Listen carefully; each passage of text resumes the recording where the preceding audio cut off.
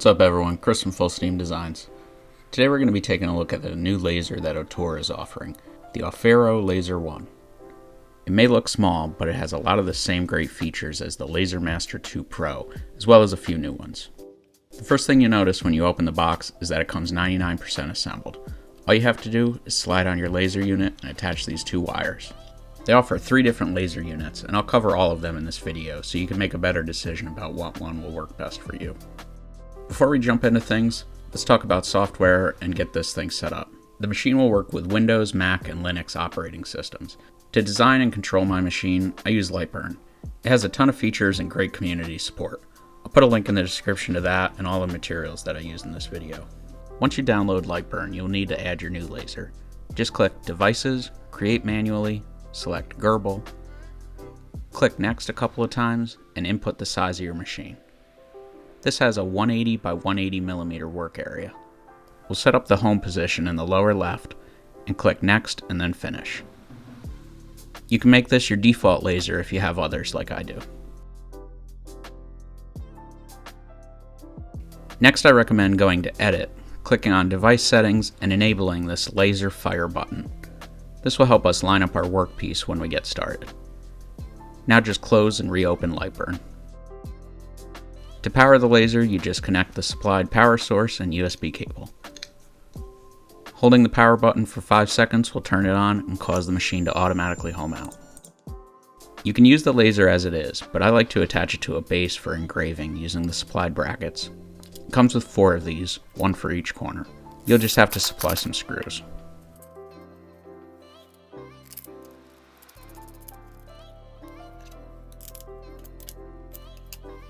Focusing the laser is easy. There's a couple different setup tools included depending on the laser unit you have. This 50mm block is used for the LU2-TAC2 and LU2-TAC4 long focus. I like to make a simple layout grid on my base. I just draw a couple lines in Lightburn and engrave them into the surface. I left the power at 80% and set the speed to 50 inch per minute, but it was a little too fast and didn't leave a dark enough line, so I changed the speed to 10 inch per minute and ran it again. Now we have a couple of lines to square our material up against. This slate tile looks great when it's engraved and makes a nice personalized gift. The 7-watt LU2-TAC2 has 1000 to 1600 milliwatts of output power, making it a great budget-friendly option that can be used to engrave many materials including wood, cardstock, leather, stainless steel, and a number of others. I'd recommend this for someone just starting out. Because of the lower output power, it is a little slow. This coaster took about 23 minutes to engrave. It came out pretty good, but I noticed that the left side is a little light compared to the right. This is an easy fix though. Using a square, you can see that the height of the top of my gantry starts at about 100 millimeters, but drops to about 96. This can be adjusted by loosening these 4 Phillip head screws. That will allow the gantry to pivot. Just adjust it so that your measurements are the same at the front and back of the gantry and retighten the screws.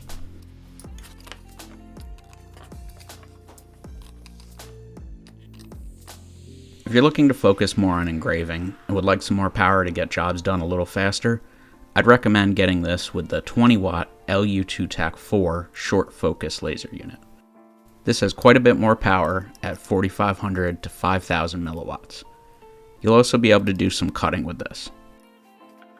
I really like this new magnetic shield. There's something really satisfying about snapping it into place. To focus this one, you just use this thin piece of acrylic on top of your material.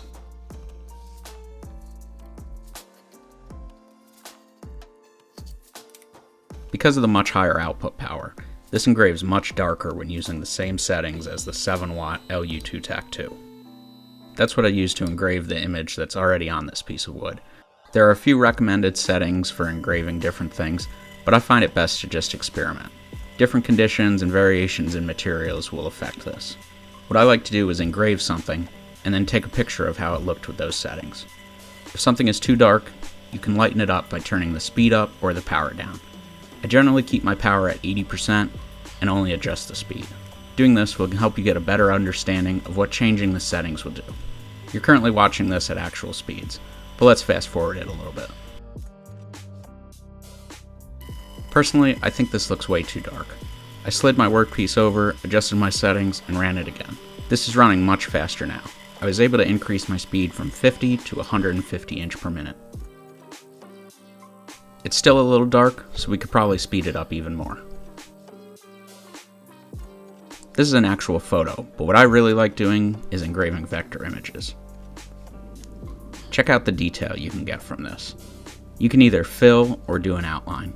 I stopped the outline early because it was a little dark in some spots and needed to be adjusted, but you can still see just how crisp these lines are.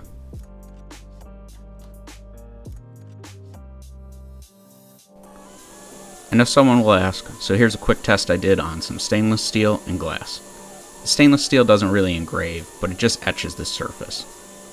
It left very clean lines and is permanent.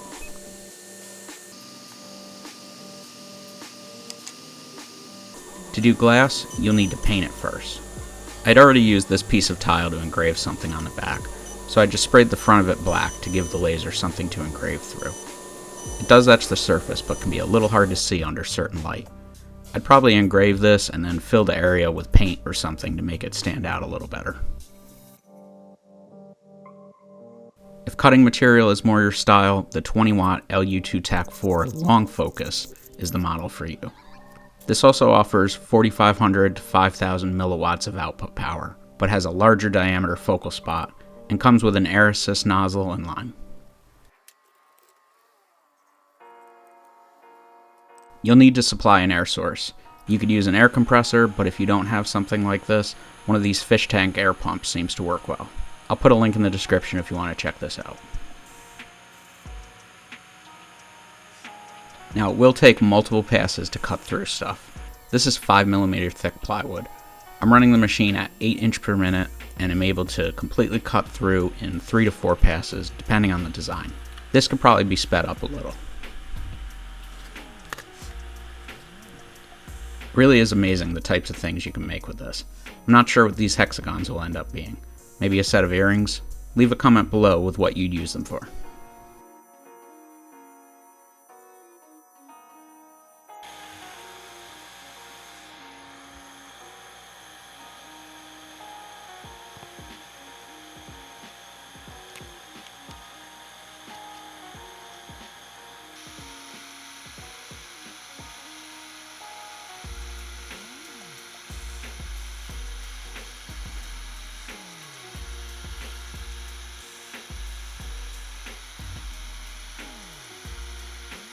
Let's cut out one last thing while I thank my supporters on Patreon. This is a little piece of 3mm thick acrylic that they give you. I'm looking forward to working with this more. It's going to be great for making signs. If you're interested in checking one of these machines out, I'll have an affiliate link in the description. I get a small kickback from anything sold through this link, so you'll also be helping the channel out.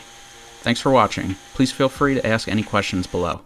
It also really helps out if you like, share, and leave a comment on the video. And if you haven't already done so, I'd really appreciate if you click that subscribe button. Here's a few more videos that YouTube thinks you'll like. Until next time, I'll see everyone over on one of these other videos.